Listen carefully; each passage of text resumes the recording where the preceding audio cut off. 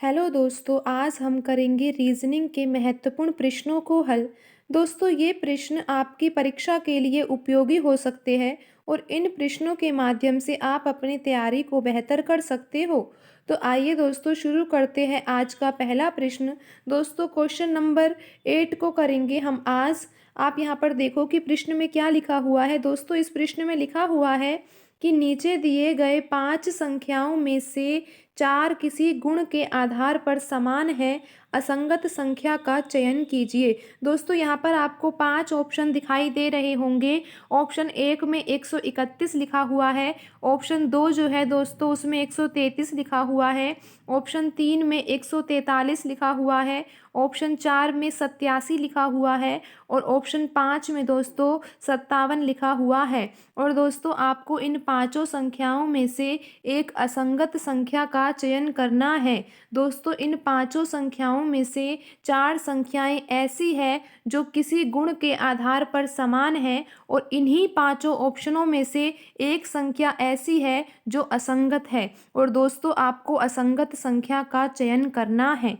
तो आइए दोस्तों, देखते हैं कि इस सवाल को हम किस तरीके से करते हैं। दोस्तों, आप यहाँ पर ऑप्शन 2 को देख रहे होंगे, ये 133 लिखा हुआ है। दोस्तों, 133 जो संख्या है वो कैसी संख्या है? दोस्तों, 133 जो है वो भाज्य संख्या है। दोस्तों, आपको भाज्य और अभाज्य संख्या के बारे में जानकारी होगी। दोस्तों, अभाज्य संख्या वो होती है जिसमें केवल उसी संख्या का स्वयं का ही भाग जाता है। देखो दोस्तों, जैसे कि 11 जो है वो कैसी संख्या है? दोस्तों, 11 अभाज्य संख्या है। 11 को हम अभाज्य संख्या क्यों कहते हैं? 11 को अभाज्य संख्या इसीलिए कहते हैं क्योंकि 11 में केवल 11 का ही भाग जाता है। 11 में हम और किसी संख्या का भाग नहीं दे सकते। ठीक है दोस्तों, 11 में 11 का ही पूरा पूरा भाग जाता है। 11 में किसी और संख्या का दोस्तों आप भाग दोगे तो आपको शेषफल प्राप्त होगा। तो अभाज्य संख्या वो संख्याएं होती है जिसमें केवल उसी संख्या का ही भाग जाता है। जबकि दोस्तों, भाज्य संख्या कौन सी होती है? भाज्य संख्या दोस्तों आप समझ सकते हो कि जैसे कि 6 जो है वो भाज्य संख्या है। हम इसको किस आधार पर भाज्य संख्या बोल रहे हैं दोस्तों? क्योंकि हमें पता है कि 6 में 6 का भाग तो जाता ही है, लेकिन 6 में 6 के अलावा 2 का भाग भी चला जाता है और दोस्तों 3 का भाग भी चला जाता है। तो ऐसी संख्याएं जिनमें स्वयं के अलावा और भी संख्याओं का भाग जाता है, उन संख्याओं को भाज्य संख्या कहते हैं। और जिस संख्या में केवल स्वयं का ही भाग जाता है, पूरा पूरा भाग जाता है दोस्तों, उनको अभाज्य संख्या कहा जाता है। और यहाँ पर दोस्तों जो ये सवाल होगा ये भाज्य और अभाज्य संख्याओं से संबंधित है। ये दोस्तों आप यहाँ पर देखो कि जो 133 संख्या है यहाँ पर वो भाज्य संख्या है। दोस्तों, हम इसको भाज्य संख्या क्यों बोल रहे हैं? क्योंकि इस संख्या में दोस्तों किस किस का भाग जा सकता है? दोस्तों, आप यहाँ पर देखोगे कि 19 का जब आप पहाड़ा पढ़ते हो तो 19 के पहाड़े में 7 बार पढ़ने पर क्या आता है दोस्तों? 133 आता है। तो आप यहाँ पर देख सकते हो कि 133 में जब आप 7 का भाग दोगे दोस्तों तो क्या आ रहा है? 133 में 7 का भाग देने पर दोस्तों यहाँ पर 19 आएगा। तो आप ये समझ पा रहे हो यहाँ पे कि 133 जो एक संख्या है उसमें 19 का भाग भी जा रहा है और 7 का भाग भी जा रहा है। तो 133 जो ये संख्या है दोस्तों, ये कैसी संख्या होगी? ये भाज्य संख्या होगी। ठीक है दोस्तों, आपको समझ में आया कि जो यहाँ पर 133 है वो कैसी संख्या है दोस्तों? 133 भाज्य संख्या है। क्यों है भाज्य संख्या? क्योंकि 133 में 133 का तो भाग जाएगा ही जाएगा, लेकिन 133 के अलावा यहाँ पर 2 नंबर्स और भी है जिनका भाग 133 में जा सकता है। तो दोस्तों 133 यहाँ पर भाज्य संख्या है। अब हम और ऑप्शनों को देखते हैं कि इन ऑप्शनों में ऐसी और कौन कौन सी संख्याएं भाज्य है